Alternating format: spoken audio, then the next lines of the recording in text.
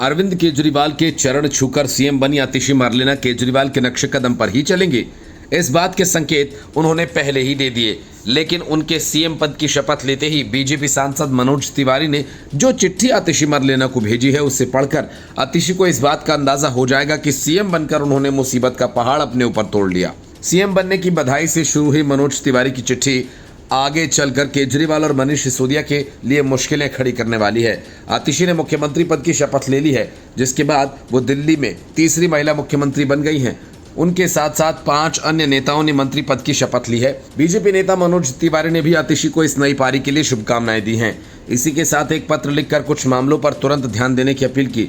उन्होंने दिल्ली के पूर्व मुख्यमंत्री और आम आदमी पार्टी के राष्ट्रीय संयोजक अरविंद केजरीवाल पर निशाना साधते हुए कुछ मामलों पर जांच बैठाने की अपील भी की है। इसमें शराब नीति और स्कूल के कमरों के निर्माण होने वाले खर्च भी शामिल हैं। मनोज तिवारी ने आतिशी को लिखे पत्र में कहा कि दिल्ली की मुख्यमंत्री बनने पर आपको बधाई और शुभकामनाएं। हम उम्मीद करते हैं कि आप दिल्ली की चरमराई व्यवस्था पर अवश्य ध्यान देंगी। आपसे पहले 9.5 साल अरविंद केजरीवाल जी ने तो सिर्फ ब्लेम गेम करके दिल्ली को बहुत नुकसान दिया है। अब आपने दिल्ली की जनता की सेवा करने के लिए संविधान की शपथ ली है। उन्होंने आगे कहा, मैं दिल्ली का एक सांसद होने के नाते आपसे उम्मीद भी रखता हूं और नीचे दिए गए मामलों पर निवेदन करता हूं। उन्होंने कहा कि आपको तत्काल इंक्वायरी ऑर्डर करना चाहिए कि शराब नीति वापस क्यों ली गई और इसमें कितने राजस्व का नुकसान हुआ। स्कूल के सेमी परमानेंट स्ट्रक्चर, लोहे की कड़ी, कुंडी वाली छत वाले कमरे जो 5 लाख में बनते हैं, वो 25 लाख में कैसे बने।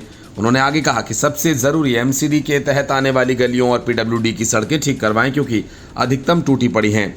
आपसे दिल्ली की जनता की तरफ से निवेदन है कि बिजली और पानी के बढ़े बिल कम करें। जनता की जो जेब कटी है उसे वापस करवाएं। सभी, चाहे गरीब या मिडिल क्लास से लेकर व्यापारी तक, परेशान हैं। इतना पानी बिजली का बिल कैसे आ रहा है। मनोज तिवारी ने कहा कि दिल्ली को अपनी तीसरी महिला मुख्यमंत्री से बहुत उम्मीद है। वो तत्काल परेशानियों को दूर करेंगी और अगर पूर्व मुख्यमंत्री जी अपनी नाकामियों को छुपाने के वास्ते आपको काम करने से रोकें तो आप हम सांसदों को भी बताएं। हम दिल्ली के विकास के लिए आपके साथ हैं। Bureau report, news of India.